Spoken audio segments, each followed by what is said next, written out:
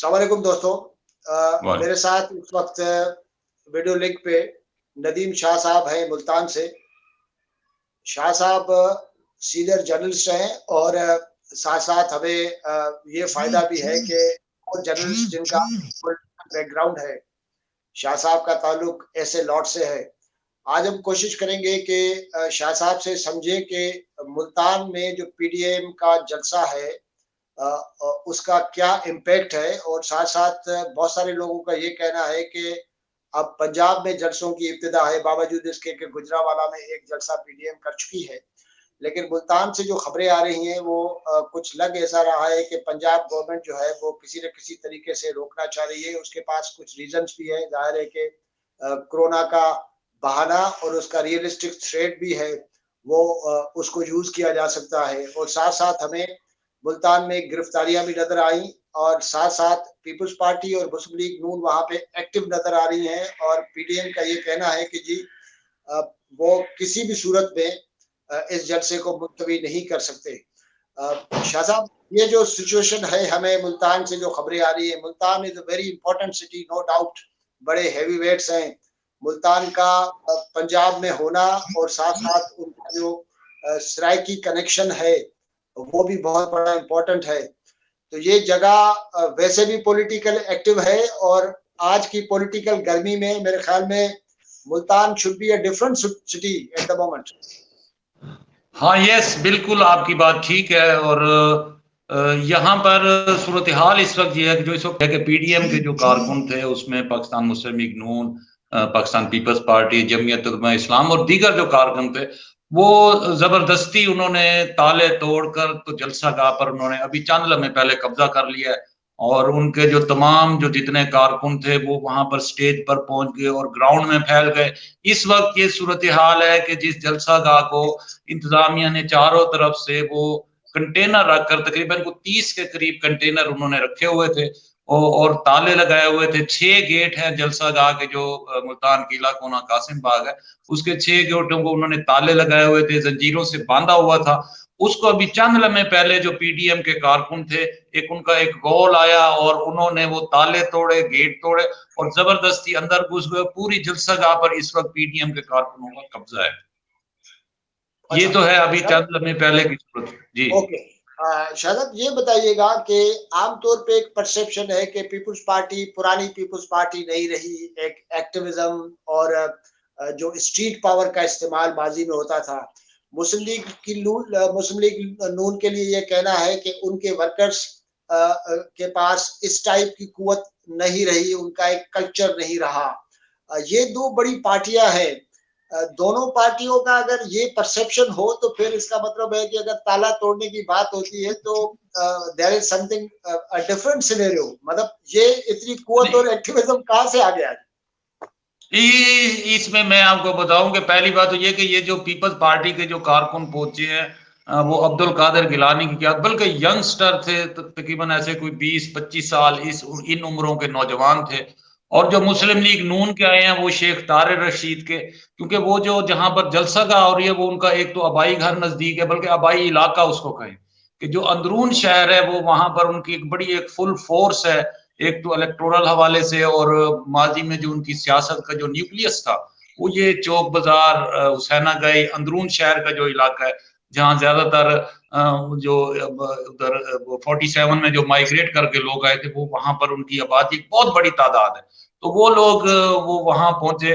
अब दूसरी बात जो आपने की पीपल्स पार्टी के हवाले से और मुस्लिम लीग नून के हवाले से, मेरा ख्याल ये है कि पीपल्स पार्टी ने एक तवील अरसे के बाद अपने आप को रिवाइव किया। रिवाइव किस शक्ल में? रिवाइव इस शक्ल में कि यहाँ पर उन्होंने साउथ पंजाब में पहले उन्होंने किए डिविजनल कन्वेंशन, और डिविजनल कन्वेंशन जैसे मुल्तान का कन्वेंशन किया उन्होंने लोधरा में, और लोधरा एक रिमोट डिस्ट्रिक्ट है, मतलब उसको आप कोई सियासी तौर पर इतना वो नहीं समझ सकते, लेकिन वहां पर बड़े सालों बाद कोई बड़ी सियासी एक्टिविटी होती है। इस तरह उन्होंने भावलपुर डिवीजन का कन्वेंशन किया रहीम यार खान में, और डेरा गाजी खान डिवीजन का कन्वेंशन उन्होंने किया कोट अदू में। कोट अदू आप जानते हैं कि कोट अदू एक ऐसी तहसील है पाकिस्तान की जहां पर जब 1978 में जब ये मार्शल्ला लगा था तो सबसे पहले जो जिया हिमायत तहरीक है वो इस कोटद्दू में बनी थी। लेकिन वहां पर जो पीपल्स पार्टी ने एक कन्वेंशन किया, बड़ा कामयाब कन्वेंशन था और उसमें बड़ी तादाद कारकुनों की थी। तो एक तो ये पीपल्स पार्टी ने इस पीटीएम के जलसे के हवाले से अपनी रिवाइवल की, जो कि मैं समझता हूं कि कई सालों के बाद कोई इतना एक्टिविज्म जो पीपल्स पार्टी का देखने में आया है, और वो है। दूसरी बात की आपने मुस्लिम लीग नून की, नो डाउट मुस्लिम लीग नून ने हमेशा पावर पॉलिटिक्स की, लेकिन अभी कुछ सालों से जो उनकी हुकूमतों के साथ होता रहा, मैं ये समझता हूँ जो उनकी जो जैसे ट्रायल हुए, जो केसेस बने, तो ये इस प्रोसेस ने मुस्लिम लीग नून को भी एक मुतहर्रिक सियासी जमात बना दिया है। और वो एक इन्वायरमेंट चाहिए होती है किसी सियासी जमात को डेवलप होने के लिए, एक जबर, एक जुल्म और नाइंसाफी, वो तमाम चीजें मुस्लिम लीग नून को मिली। और मुस्लिम लीग नून को कहा जाता था कि ये इस्टेब्लिशमेंट की जमात है। लेकिन अब जब पंजाब से ये बात हो कि शेख मुजीबुर रहमान सही था और उसके साथ ज्यादती हुई, ये लाहौर बात कर रहा है, तो मैं समझता हूँ कि ये एक चेंज है। और इस चेंज को, यहाँ के ये जो नरेटिव है, ये पंजाब के लोगों ने भी कबूल किया है उसे। उसका इजहार आप जलसों में देख रहे हैं, बड़े बड़े जलसे हो रहे हैं, उसमें इस चीज का इजहार हो रहा है। तो मेरा ख्याल है कि अब मुस्लिम लीग नून को जो मार पड़ रही है, तो ये ज्यादा मैच्योर एक पॉलिटिकल पार्टी बन के सामने आएगी और इसकी जो लीडरशिप है वो ज्यादा मैच्योर तरीके से सामने आएगी। अच्छा, ये बात आपकी जो है वो यहाँ पे बहुत सारे दोस्त शेयर करते हैं कि पंजाब में बड़ा बड़ा चेंज आया है कि जो चीजें माजी में नहीं बोली जाती थी, तस्लीम नहीं की जाती थी, रिकॉग्नाइज नहीं किया जाता था, अब वो पंजाब में रिकॉग्नाइज हो रही हैं और उसका क्रेडिट लोग जो है वो मुस्लिम लीग नून और खासतौर पे नवाज शरीफ को दे रहे हैं। एक साइड तो ये है, लेकिन पीपल्स पार्टी की तरफ में आऊं तो पीपल्स पार्टी के लिए ये परसेप्शन भी था और प्रैक्टिकली हमें नजर भी आया लास्ट इलेक्शंस वगैरह में कि पीपल्स पार्टी पंजाब से धुल गई थी। इसका मतलब है कि एटलीस्ट पंजाब के सराइकी बेल्ट में पीपल्स पार्टी का रिवाइवल हुआ है। I mean you think it's a reality?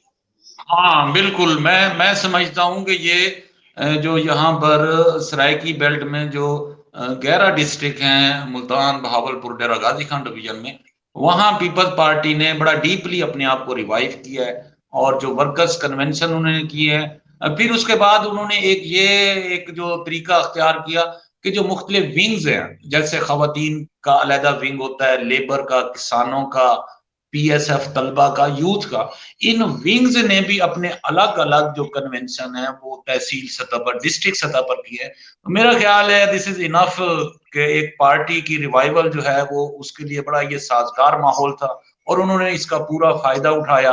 अब ये देखना है कि वोट के हवाले से, तो वोट में उसमें ये आपको बताऊं कि जो इधर सराइकी इलाके में जो किसान है आज भी वो पीपल्स पार्टी की तरफ देखते हैं। और पीपल्स पार्टी ने, क्योंकि पीपल्स पार्टी की हुकूमत जब भी आई है तो किसानों का उसका फायदा हुआ, ये जो एग्रीकल्चर बेस एरिया है ज्यादातर, और उस तरह से। तो अब 2018 का जैसे इलेक्शन था, उसके बारे में पीपल्स पार्टी का तो ये मौकफ है कि वो बिल्कुल रिग्ड इलेक्शन था और वो मैंने इंजीनियर्ड था, उसको मैनेज किया गया था, तो उनका जो वोट बैंक है वो इस तरह से जाया किया गया। अब ये आने वाले वक्त में इसका पता होगा, लेकिन वोट बैंक का तो इलेक्शन में पता लगेगा। लेकिन अगर आप उसको उसका एक अमली तजिया करें, तो पीपल्स पार्टी ने, मैं समझता हूं कि यहाँ सराइकी इलाके में बड़ा डीपली रिवाइव किया है, अपने तंजीमी स्ट्रक्चर को रिवाइव किया है, अपने तंजीमी विंग्स जो है उनको रिवाइव किया है, और जो जितने कारकुन थे तहसील लेवल पर, उनको जो है ना उन्होंने एक फोल्ड में बिल्कुल एक मुतहर्रिक किया है, ऑर्गेनाइज किया है। और जिसका नतीजा ये है कि मैं नहीं समझता कि सेंट्रल पंजाब में पीपल्स पार्टी इतनी मुतहर्रिक होगी जितनी सराइकी इलाके में होगी। ओके, अब जब पीपल्स पार्टी एक रिवाइव पार्टी के तौर पे नजर आ रही है और मुस्लिम लीग नून जाहिर है कि ऑलरेडी मौजूद है, और ये मुस्लिम लीग डिफरेंट मुस्लिम लीग है, पुरानी मुस्लिम लीग नहीं है जिस तरह आप कह रहे हैं। दो ये पार्टियां हैं, मौलाना फजल रहमान की पार्टी है जिनके पास स्टेट पावर भी होता है और दुनिया जहान से वो अपने लोग लाने में कामयाब हो जाते हैं। उनका जरा थोड़ा सा कल्चर जाहिर है कि वो उस तरह है, मदरसे और फॉलोइंग जो रिलीजियस है। दूसरी पार्टियां मिल मिला के, तो मुल्तान इसका मतलब है कि बहुत बड़ा पावर शो देखने जा रहा है 30 तारीख को, इस तरह हम कहें। जो हमें किसी जी और जगह पे नहीं। कराची तो बहुत बड़ा मुल्क शहर है, लेकिन यह है कि मुल्तान बहुत एक डिफरेंट किस्म का एक जो है वो पिक्चर देने वाला है। जी, हम इसको मेरा ख्याल है कि ये ऐसी सूरत हाल बन सकती है, क्योंकि ये अगर वैसे अगर फ्री हैंड दिया जाता पीडीएम को मुल्तान जलसे के हवाले से, तो उस तरह से शायद बात ना बनती, लेकिन जिस तरह से हुकूमत ने एक कंटेनर लगाकर एक खौफ की फजा यहाँ पर पैदा की है, हर तरफ पुलिस नजर आ रही है, और जो एक किला एक सैरगाह है, मतलब जो मुल्तान में बदकिस्मती से कोई ऐसी ज्यादा यहाँ पब्लिक के लिए पार्क्स नहीं है, सैरगाहें नहीं है। मुल्तान किला एक ऐसी जगह थी जहां पर जो अवाम है वो वहां पर एक एक्सकर्शन के लिए, तफरी के लिए वहां आते थे।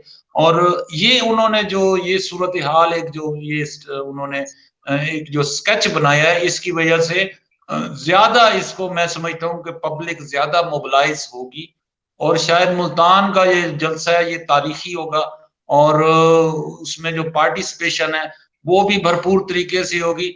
अभी मेरी आज बात उधर हो रही थी इनसे, यूसुफ रजा गिलानी जो यहाँ पर साबिक वजीर आजम है, तो मैंने उनसे एक सवाल किया, मैंने कहा आप क्या समझते हैं कि जो लोगों की मोटिवेशन क्यों है पीडीएम के जलसों में? तो उनका ये कहना था कि किसी भी पॉलिटिकल पार्टी की असेसमेंट के लिए एक इंटरनेशनल स्टैंडर्ड है, और वो ये है कि कोई भी सियासी जमात जो कि पावर में हो, वो अपने मंशूर और अपने ऐलान करदा जो कमिटमेंट्स हैं उन पर किस हद तक काम करती है जब पावर में आती है। तो पीटीआई ने अपनी वो जो उसने ऐलान किए थे 1 करोड़ नौकरियां, 50 लाख घर और बहुत कुछ जो है ना अल्डम पल्डम नया पाकिस्तान, ये तो उन्होंने कहा कि वो उन्होंने अपने उस मैनिफेस्टो को बैकआउट किया, और उसको उन्होंने मैनिफेस्टो पर अमल नहीं किया। तो उसकी वजह ये है कि यही वजह है कि लोग जो है अब वो पीडीएम से उन्होंने उम्मीद लगा ली है कि ये तो जो है ना इन्होंने तो अपना कहा हुआ भी पूरा नहीं किया, और अपना जो मंशूर था उस पर भी अमल दरामद नहीं किया। इसलिए जो है पीडीएम को एक सबसे ज्यादा रिस्पांस मिल रहा है। यानी देखें आप, आटा है, आटा गायब है, और चीनी 110 रुपए किलो, इस तरह बिजली की कीमतें, पेट्रोल की कीमतें, इस चीज तमाम सूरत हाल जो है इसमें उनके लिए बहुत परेशान कुन है, और इसलिए ये वजह है कि लोग पीडीएम के साथ एक उनकी एक एसोसिएशन हो रही है, एक अटैचमेंट हो रही है, और उसमें पीडीएम की सरगर्मियों में इन्वॉल्व हो रहे हैं, जिसका इजहार मुख्तलिफ जलसों में मिल रहा है, और वो उसको भरपूर तरीके से उसमें पार्टिसिपेट कर रहे हैं। ये है वजह। शरद, ये बताइए कि सेंट्रल पंजाब में और ख़ास तौर पे हमें लाहौर में इन हालिया हफ्तों में ऐसे स्लोगन्स नज़र आए हैं जो कभी सिंध और बलूचिस्तान में लगते थे। बहुत सारे लोगों को यकीन नहीं आ रहा कि पंजाब में इस टाइप के नारे लग सकते हैं, एंटी एस्टेब्लिशमेंट, और बड़े बड़े खुल के नारे लग रहे हैं। ये जो हमारा पूरा सराइकी वसेब है, पूरी सराइकी पट्टी है, वहां पे ये जो नया नैरेटिव है कि जी नाम लेके नवाज शरीफ बात करते हैं, चीफ ऑफ आर्मी स्टाफ की बात करते हैं, आईएसआई के चीफ की बात करते हैं, और उनका एक कंटिन्यूसली एक सिलसिला आया है और जो पीडीएम का नैरेटिव बन गया है। सराइकी पंजाब ने इस नैरेटिव को कैसे रिसीव किया है, क्या सोच रहा है उस पर? देखें जी, माफ कीजिएगा, एक तो उसमें इसका हम ये देख सकते हैं कि इस नैरेटिव की जो मकबूलियत है वो एक तो जलसों से लग रही है, कि जो एक जलसे मुल्तान में पंजाब में इस वक्त एक गुजरांवाला में एक जलसा हुआ है, बड़ा जलसा था, गुजरांवाला के हिसाब से बहुत बड़ा जलसा था। इस तरह बाकी सूबों में जैसे पिशावर में हुआ है जलसा, वो भी बड़ा कामयाब जलसा था, और इसी तरह कराची में हुआ है तो वो भी बड़ा कामयाब था। अब तो ये सोचने वाली बात उन लोगों के लिए है कि जो जिनकी अशीरबाद से ये हुक्मरान अपना जो है वो तख्त ताउस जो है उसको जारी रखे हुए, ये उनके लिए सोचने की बात है कि ये जो एक पंजाब जो किसी जमाने में बड़ा इस्टेब्लिशमेंट फ्रेंडली सूबा होता था, बल्कि ये कहा जाता था कि मदर ऑफ इस्टेब्लिशमेंट जो है वो पंजाब है, पंजाब का फौज में ज्यादा हिस्सा है, इसी तरह हर चीज में उसका ज्यादा हिस्सा था। तो लेकिन अब जो एक सूरत हाल बदली है, यानी कि मैं कभी ये एक्सपेक्ट नहीं कर सकता कि लाहौर से कोई मुस्लिम लीगी ये कहेगा कि शेख मुजीबुर रहमान हक पर था और वो ठीक था, लेकिन ये पंजाब से आवाज आई और बड़े भरपूर तरीके से आई कि वो यानी एक इस तरह समझें कि 50-55 साल बाद पंजाब से शेख मुजीबुर रहमान की हिमायत में आवाज उठना और कहा जाना कि उसका नैरेटिव सही था, तो ये मैं समझता हूँ बहुत बड़ी तब्दीली। अब दूसरी तरफ देखें अवाम अगर इसको इस नैरेटिव को अगर अवाम कबूल ना करती तो वो जलसों में इतनी तादाद में जो है लोग शरीक ना होते, और जो एक अमूमी आप एक सर्वे कर रहे हैं एक गैर जानिबदार किस्म का, आप सड़क पर चले, जो दाएं बाएं आपके दुकानदार हैं या जो लोग पब्लिक है, सिटीजन है, आ जा रहे हैं, आप उनसे पूछें कि आप हुकूमत के बारे में क्या कहते हैं, तो हर आदमी जो है वो इससे बहुत ज्यादा अनाइड है कि वो जो एक इन्होंने ख्वाब दिखाए थे वो उस तरह से हमारे जो गुर्बत है, हमारे जो मसाइल हैं, उनमें कोई कमी नहीं हुई। ये एक ये यकीनन ये रिएक्शन उस तरह इसका, लेकिन अभी फिलहाल ये एक इनिशियल स्टेज पर है। उन लोगों को सोचना पड़ेगा कि जो ये इक़्तिदार की जो असल मालिक है, जो इसकी कुव्वतें हैं, उनको ये सोचना पड़ेगा कि अगर ये नैरेटिव इस तरह से चल पड़ा तो फिर उनकी तो खैर नहीं होगी। उन्हें इस बारे में जायजा लेना होगा कि कोई ऐसी हुकूमत लाए जो अवाम को रिलीफ तो दे। आप भले जो मर्जी लाए, लेकिन थोड़ा सा रिलीफ तो होना चाहिए ना। शायद एक और एस्पेक्ट है, मैं चाहूंगा कि उस पे भी थोड़ी बात हो। ये नैरेटिव जो है वो जाहिर है कि पीडीएम का एक दूसरे लफ्जों में कहा जाए कि एक ऑफिशियली नैरेटिव के तौर पे जाहिर है कि रिकॉग्नाइज्ड है, इट्स ओके। और उसमें मुस्लिम लीग नून जो है वो उसकी जाहिर है कि उसको लीड कर रही है, लेकिन सब पार्टियों के अंदर जो है वो काफी लीडर्स ऐसे हैं जो काफी अनईजी है इस नैरेटिव के हवाले से। इवन कोयटा में बैठ के मौलाना शिरानी जो है वो इस नैरेटिव को अपोज कर रहे होते हैं और उनको ये स्ट्रेटजी जो है वो ये तरीकेकार उसको पसंद नहीं है। अब वो अखबारों में छपने लगा है। इस तरह पीपल्स पार्टी उस तरीके से नाम लेके खुल के बात नहीं करती। मुस्लिम लीग नून के अंदर बहुत सारे लोग ऐसे हैं जो कहा यह जाता है कि जी काफी अनईजी हैं। तो जो सराकी पॉलिटिशियंस हैं उनके भी तो जाहिर है ताल्लुकात है, पॉलिटिक्स में ये सारे ताल्लुकात चलते हैं। आर दे इजी या उनका कोई एक सेक्शन अनईजी है? इस पे बात करें जरा। नहीं, उसमें जो सराइकी इलाके में जहां तक उसमें सूरत हाल का ताल्लुक है, तो सराइकी इलाके में लोगों को तो किसी की तरफ से कुछ नहीं मिला, खा वो मुस्लिम लीग नून हो, खा वो पाकिस्तान पीपल्स पार्टी हो, खा वो पीटीआई हो। मतलब पीटीआई ने ये एक वादा किया था कि जैसे ही हम इक़्तिदार में आएंगे तो 90 रोज के अंदर हम सुबह अनाउंस करेंगे। अब 90 रोज भी गुजर गए, 3 साल होने को आ रहे हैं, लेकिन उन्होंने एक लूज सा एक स्ट्रक्चर दिया है इसका, आपका इंतजामी सेक्रेटरीट का, यानी वो बड़ा मजे का खेल है। आप ये देखें कि उन्होंने पंजाब में सराइकी तहरीक को खत्म करने के लिए इंतजामी सेक्रेटरीट का नारा लगाया। इंतजामी सेक्रेटरीट को उन्होंने मुल्तान और बहावलपुर में डिवाइड करके उसकी भी रूह खत्म कर दी। यानी आप ये देखें कि एक सीट है एडिशनल चीफ सेक्रेटरी की, वो आपके रूल्स ऑफ बिजनेस जो पंजाब असेंबली के हैं उसमें ये लिखा हुआ है कि ये सीट सूबाई हेडक्वार्टर पर ऑपरेट करेगी। ये रूल्स हैं, कॉन्स्टिट्यूशन है, लॉ है। आप उस सीट को जब एक डिवीजन की सतह पर ऑपरेट कैसे कर सकते? इसका मतलब आप लोगों से प्ले कर रहे हैं, उनको बेवकूफ बना रहे हैं कि देखो जी हमने आपका सेक्रेटरीट दे दिया और ये कर। मेरी काफी सेक्रेटरियों से यहाँ जो मुख्तलिफ महकमों के हैं, मेरी उनसे बात होती है, ऑफ द रिकॉर्ड उनसे बातचीत होती है, वो कहते हैं हमारे पास कुछ भी नहीं है। एग्जैक्टली। यानी अभी पिछले दिनों आप ये देखें कि असिस्टेंट डायरेक्टर एक सबसे छोटी सीट होती है, असिस्टेंट डायरेक्टर लेवल के कुछ अफसरान के तबादले हुए। वो SNGDA जो services and general administration department है वो लाहौर से हुए हैं, मुल्तान से नहीं हुए या भावलपुर से नहीं हुए। दूसरा एक ये हाँ लाहौर से, वो SNGDA लाहौर ने सारा ऑपरेट किया। दूसरा सर इसमें ये इशू है कि ये बहावलपुर का इसलिए करना चाहते हैं कि वहां पर जो रिटायर्ड मिलिट्री ऑफिसर्स को लैंड अलॉट हुई है लाखों एकड़ के हिसाब से, और कुछ वहां पर जो आबादकार हैं उनकी भी ये ख्वाहिश है कि ये जब एक अलहदा एडमिनिस्ट्रेटिव सेक्रेटेरिएट बनेगा या सूबा बनेगा, तो हम जो लाहौर रेवेन्यू डिपार्टमेंट में जो जितना रिकॉर्ड पड़ा है यहाँ चोलिस्तान का कुछ 60 लाख एकड़ से ज्यादा जमीन है, वो रिकॉर्ड सारा यहाँ शिफ्ट हो जाएगा, तो हम उस रिकॉर्ड में से जो जमीन है उसकी आपस में हम बंदर बांट कर लेंगे। एक तो ये इशू है, और दूसरा दूसरा ये है कि उसमें पाक फौज की ये ख्वाहिश है, जो एक वहां पर जो जमीनें अलॉट की गई थी रिटायर्ड फौजियों को, जर्नैलों को, उनकी ये बड़ी शदीद ख्वाहिश है कि ये अगर सुबह डिक्लेयर होता है तो यहाँ पर जो जमीन की वैल्यू ज़ाहिर है बढ़ जाएगी, एक सूबाई हेडक्वार्टर में जमीन की वैल्यू बढ़ जाएगी।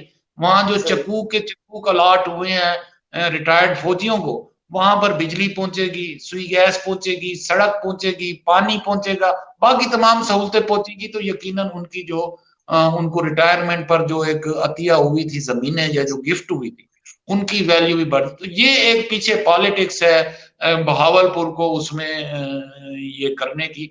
मुस्लिम लीग नून का भी यही एक स्टांस था कि भावलपुर अलग सूबा और मुल्तान अलग सूबा। इसमें सबसे एक बैलेंस जो नुक्ता नजर है ना, वो था पीपल्स पार्टी का। उनका ये था कि मुल्तान बहावलपुर जनूबी पंजाब सूबा एक हो और बहावलपुर जनूबी पंजाब उसका नाम हो। बाकी जब उधर बात हुई उस वक्त के जनाब इसका दारुल खिलाफा कहाँ होगा, तो वो उन्होंने कहा कि ये डिस्प्यूटेड मैटर है, तो इसको असेंबली तय कर लेगी, मुल्तान में दारुल हुकूमत हो या भावलपुर में हो, जहां भी हो, लेकिन ये भावलपुर को जो दारुल खिलाफा बनाने के पीछे जो एक मैं समझता हूँ जो साजिश है, वो यही है कि लोगों की नजरें चोलिस्तान की जमीनों पर हैं और वो उसको अपना उसकी बंदर बांट करना चाहते हैं। भावलपुर का दारुल हुकूमत कोई अवाम के लिए नहीं बनाया जा रहा।